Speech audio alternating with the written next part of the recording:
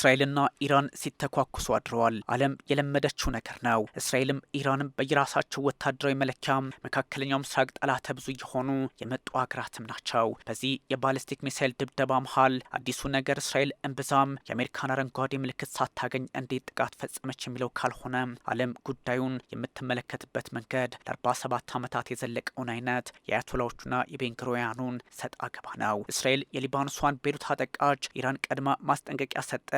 እሱን ተከትሎም በሰሜናዊ እስራኤል 10 የባሊስቲክ ሚሳይሎችን ተጠቅማ ድብደባ ፈጸመች። የኔታንያሁ ምርጫ መስማማት ብቻ ነው ትራምፕ በሚል አወጁ። እስራኤል አዳሯን በኢስፋሃን፣ ቴህራንና ታብሪዝ ላይ የአየር ጥቃት ፈጽማለች። ኢራንም ወዲያውኑ ሁለተኛውን አጸፋ ሰጠች። በእስራኤል ነቫቲም ላይ ኢላማ ያደረገ ጥቃት ነው። ያለ የቀጠለ ውጥረታቸው ደግሞ መካከለኛው ምስራቅን ከመቶ ቀናት በኋላ የከፋ ነውጥ ውስጥ ከቶታል። በእስላማዊት ኢራን ሪፐብሊክ ላይ ማስጠንቀቂያ ቢሰጥም ልጆችን በመጨረስ የሚታወቀው የጽዮናውያኑ አገዛዝ ሁሉንም ቀይ መስመሮች ጥሷል። በደቡባዊ ሊባኖስና በደቡባዊ ቤይሩት ጥቃታቸውን አጠናክረው ቀጥለዋል። በደቡባዊ ቤይሩት ጥቃት ከተሰነዘረና ወንጀል ከተፈጸመ በተያዙት ግዛቶች ላይ ጥቃት እናደርሳለን በሚል ቀድመን አሳስበናል። ፕሬዚዳንት ዶናልድ ትራምፕ በመጪው አጋማሽ ዘመን ምርጫ ላይ የተጋረጠባቸውን ጀርባ የመሰጠት የፖለቲካ አካሄድ ለመቀልበስ አንድም በኢራን ላይ የወሰዱትን እርምጃ በስኬት ማጠናቀቅ፣ አንድም አሁን ላይ ካልተሳካላቸው አይቀር በድርድር መቋጨት ውጥናቸው ሆኖ ነበረ። ለዚህም ነው የእስራኤል የቅርብ አጋር በዋይት ሀውስ የፕሬዚደንቶች ታሪክ እንደ ትራምፕ ለእስራኤል ማን አለ ለሚሉት ጠቅላይ ሚኒስትር ቤንያሚን ኔታንያሁ ቴህራንን እንዳይመቱ የሚል ማሳሰቢያ ከሪፐብሊካኑ ሰጠ የሚለው ጉዳይ እንግዳ የሆነው። ከዚህ ቀደም ብየዋለሁ፣ አሁንም እደግመዋለሁ፣ ምክንያቱም ሀቅ ስለሆነ። እስራኤል በዋይት ሀውስ እንደ ፕሬዚዳንት ዶናልድ ትራምፕ ያለ ታላቅ ወዳጅ ኖሯት አያውቅም።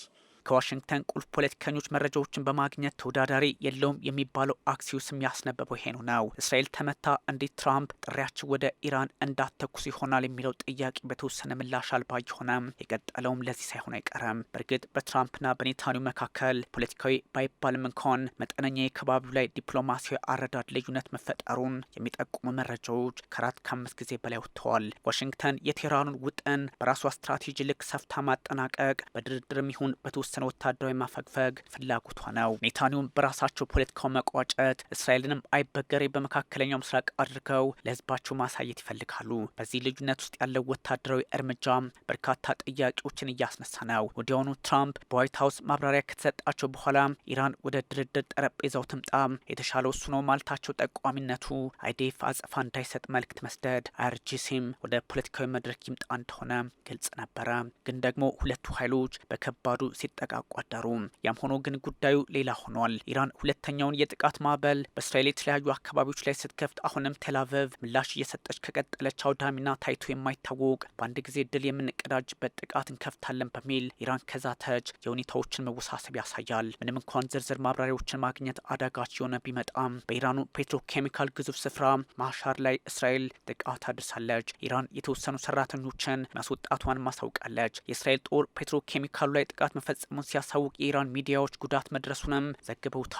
አብዮታዊ ዘቡ ለእስራኤል የማስጠንቀቂያ ተኩስ እንጂ ጥቃት አይደለም በሚል ማሳሰቡና የእስራኤሉ ብሔራዊ ደህንነት ሚኒስትሩ ኢታማር ቤን-ግቪር ደግሞ ቴህራን መቀጣጠል አለባት በሚል ሀሳባቸውን ማጋራታቸው በሁለቱ ኃይሎች መካከል ያለው ውጥረት በቀላሉ እንደማይበርድ ማሳያ ነው። ያም ሆኖ ግን በአሜሪካ ፖለቲከኞች መካከል ያለው መለሳለስና ኔታንያሁ ልክ እንደ 47 ዓመታቱ አይነትና ላለፉት 3 ዓመታት ወደ ነበረው የመካከለኛው ምስራቅ ውጥረት በጦርነት ስም ባይወስዱት መልካም ነው ብለዋል።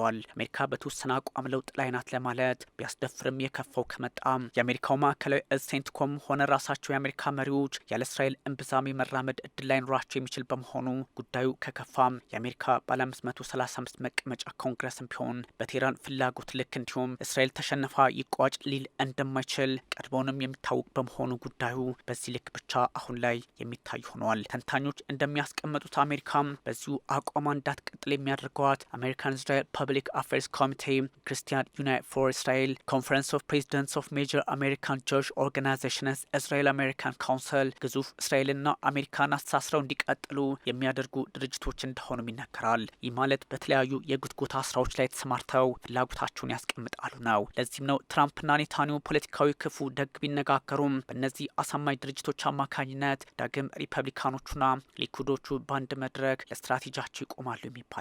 ይህ ሁሉ ባለበት አጋጣሚ ኢራን ሰሜናዊ እስራኤልን በመጀመሪያው ጥቃት በሁለተኛው ደግሞ ቴልኖፍንና ናቫቲምን ደበደበች። እስራኤል በታብሪዝ ካራጅ፣ ኤስፋሃንና ቴህራን ላይም ድብደባ ፈጽማለች በሚል ከሆነ የቀጠለ ውጥረት ለቀናት እንደሚቀጥል አይዲኤፍም አረጋግጧል። ከእስራኤል በተቃራኒው የቆሙ ኃይሎች ወይም አክስ ኦፍ ሬዚስታንስ የሚባሉት ሐማስ፣ ሁቲ፣ ካታይብ ሄዝቦላህና ሄዝቦላህ በእስራኤል ላይ እንደሚነሱባት እየተነጋገሩ ነው። እስራኤል ከየመን ሚሳይል ተወንጭፎባታል። በደቡባዊ ማዕከላዊና በቴል አቪቭ አካባቢዎች የአደጋ መጥቷል ድምጽ ሰጪ ደውሎች ማስጠንቀቃቸውን ተከትሎ አይዲኤፍ አክሽፈዋለሁ ቢልም ጥቃቱ ግን በየመን ደርሶባታል። ሁቲ በቀይ ባህር ላይ የእስራኤል መርከቦችን እንቅስቃሴ እንደሚገታ አሳውቋል። በፍጥነት ጦርነቱን ዓለም አቀፋዊ እንዳደረገውም ጠቋሚ ነው። ሁቲ እስራኤል ላይ ጥቃት ማድረሱንም አረጋግጧል። እስራኤል በቀይ ባህር አትንቀሳቀሳትም በሚል ሁቲ ማስጠንቀቂያ መስጠቱ ጉዳዩን እያወሳሰበው እንደሚሄድ ግልጽ ማሳያ አድርገዋል። በተለይም ፕሬዚዳንት ዶናልድ ትራምፕ በተወሰነ የፖለቲካ አቋም ለውጥ አድርገዋል። ጉዳዩን በምን መንገድ መፍትሄ እንስጠው የሚለው ጥያቄ ባየለበት ሰዓት እነ ኔታንያሁና እነ ሞጅተባ ኻሜኒ አዲስ አይነት ውጥረት ውስጥ ገብተዋል።